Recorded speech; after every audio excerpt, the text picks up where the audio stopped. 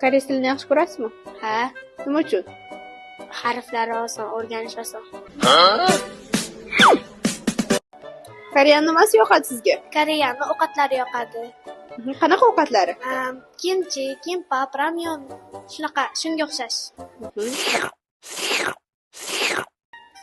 Koreys tilini o'rganishdan maqsadingiz nima?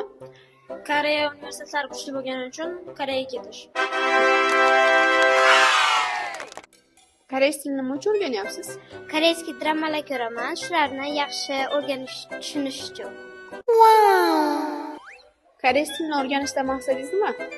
Koreys tilini o'rganishdan maqsadim, agar koreys tilini o'qib Koreyaga borsam, kuniga $100 topsam, bizda bir oyda 3000-4000 pul ishlab olaman. Shuning uchun koreys tilini o'rganyapman.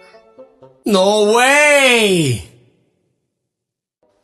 Al-Xorazmiy maktabida koreys tili nima uchun o'rgatiladi?